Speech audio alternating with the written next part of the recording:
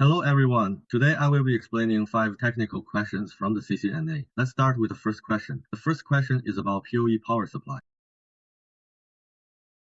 It asks, for example, our electronic devices, such as a digital camera, how exactly does this particular camera actually get its power from the switch?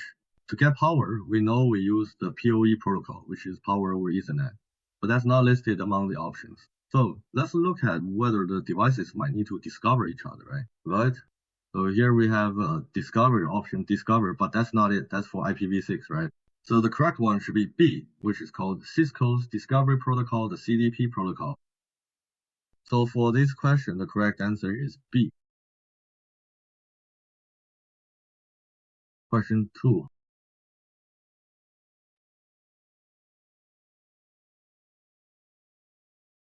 The second question says that the administrator must protect the WLC from forged association requesting. In other words, restrict them and force them to wait 10 seconds before associating again. First, to enforce this waiting period, we enable what's called a recovery timer and set it to 10 seconds.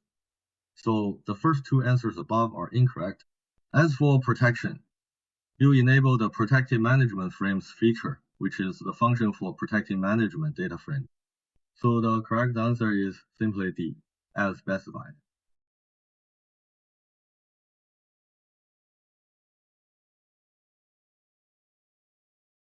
Choose D. Alright, question 3. The third question is about spanning trees. This third question is a bit funny. It says, please refer to the diagram. But in fact, there is no diagram, right? What does this diagram look like? The diagram is like this. A, then B, C, D, and among them, for this spanning tree election, the spanning tree election definitely requires selecting the root first, right? You have to select the root first. Now, there are two commands here that look very similar. And in fact, these two commands serve the same purpose. If we enter this root command, it directly makes it the root, right? Let this number 4 become the root. And also earlier for number 3, we set the priority to 0. So this one takes precedence over the one below. So correct answer is C, and D is the wrong answer.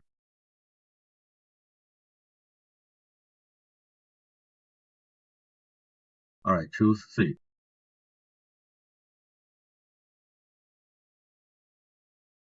Then the fourth question.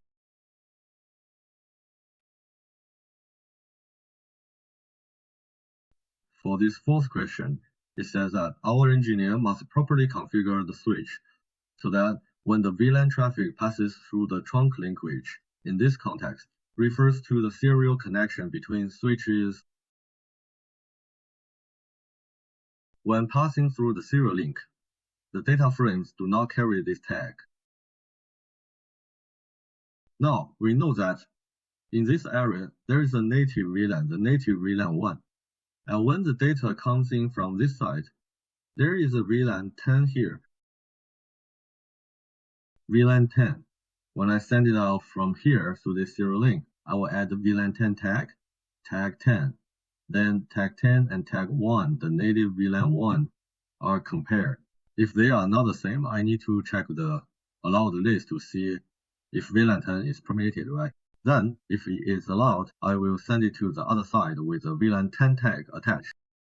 So how do we make it strip off this target? We just change the native VLAN from 1 to 10, and the matching commander is a fixed one, right? Then, after changing it to 10, how do these two values compare? If they are different or if they are the same, what do we do? Just strip off this target, right? That means we send a frame without a tag. Alright, choose D.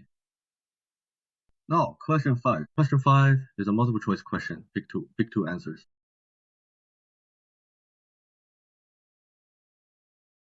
The question says, this spanning tree again is about spanning tree's feature called PreXF. This feature, it has two, so it wants us to name two benefits, two advantages. Let's look at the option A. Option A says that after enabling this feature, the interface will automatically enter a state called listening. This is incorrect. The second one says that enabling it will add 50 seconds of waiting time. This is also incorrect, right? The third one is that after enabling this feature on the interface, The interface will not generate topology change information. This is correct. Then for D, option D says that after enabling it, the interface will actually specifically and immediately directly enter the forwarding state. This is also correct. As for E, we won't look at it. E is incorrect. Option E and option C are opposite C is correct. So E must be incorrect, right? It says that after enabling it, a topology change notification will be generated, right? Topology change and notification will. That's incorrect. So the correct answers to this question are C and D.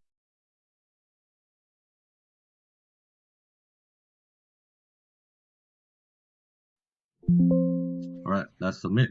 If you want to learn Cisco technologies or get access to Cisco question banks, please send me a private message, or you can leave a comment below the video for technical discussions.